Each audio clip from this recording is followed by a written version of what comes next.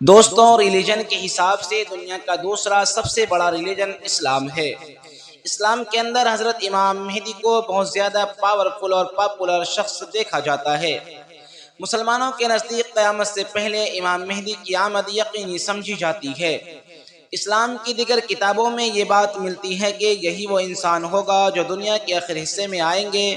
یہی وجہ ہے کہ اکثر مسلمانوں کی زبان پہ امام مہدی کے آمد کا ذکر ہوتا رہتا ہے۔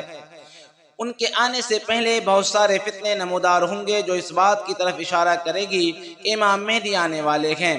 امام مہدی کے آنے سے پہلے پوری دنیا میں ظلم و ستم، قتل و غارت گری اور دیگر جرم کا دورہ ہوگا۔ امام مہدی کے آنے سے پہلے ایک فتنہ نمودار ہوگا جس کو تاریخ کے پنوں میں سفیانی لشکر سے تعبیر کیا جاتا ہے۔ وہ امام مہدی کے مقابلے میں اپنی بڑی فوج بھیجے گا، مگر یہ بڑی فوج امام مہدی تک پہنچنے سے پہلے ہی راستے میں تہس نہس کر دی جائے گی، کیونکہ امام مہدی کو خدا کی غیبی مدد حاصل ہوگی۔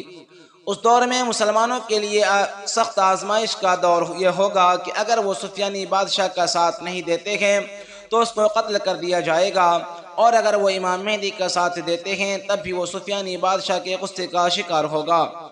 دوستوں، سفیانی بادشاہ کا ذکر بہت ساری روایات سے ملتا ہے۔ روایتوں کے مطابق یہ ظالم بادشاہ ملک شام میں یعنی دنیا کے اس علاقے سے نکلے گا جو آج کے دور میں سیریا ہے۔ سفیانی لشکر حضرت ابو سفیان کے اولاد میں سے ہوگا جو پوری دنیا کو ظلم سے بھر دے گا اور علماء و فضلہ کا قتل عام کرے گا، لیکن یہ فتنہ زیادہ دیر تک نہیں رہے گا۔ جب یہ لشکر کعبہ کو منہدم کرنے کے غرض سے نکلے گا تو بیدہ نامی جگہ میں پورا لشکر کو زمین میں دھسا دیا جائے گا۔ اسلام کے دیگر کتابوں میں لکھا ہے کہ زمین میں دھسنا فتنہ سفیانی کی نشانی ہوگی اور سفیانی کے خروج تک اصل امام مہدی کے ظہور کی علامت ہوگی۔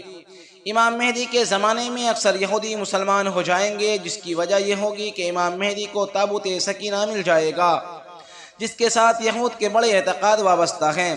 وہ اس تابوت کو جب امام مہدی کے پاس دیکھیں گے تو مسلمان ہو جائیں گے۔ امام مہدی کے لشکر میں دیگر قبائل اور ملت کے لوگ ہوں گے۔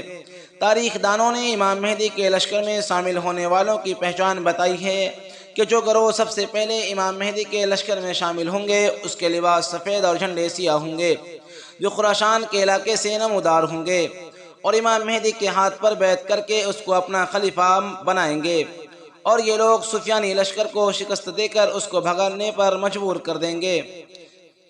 اس کے بعد بیت المقدس میں آ کر پڑاؤ ڈالیں گے اور امام مہدی کی حکومت قائم کریں گے اور دنیا کو امن و انصاف سے بھر دیں گے، ہر طرف خوشحالی ہوگی۔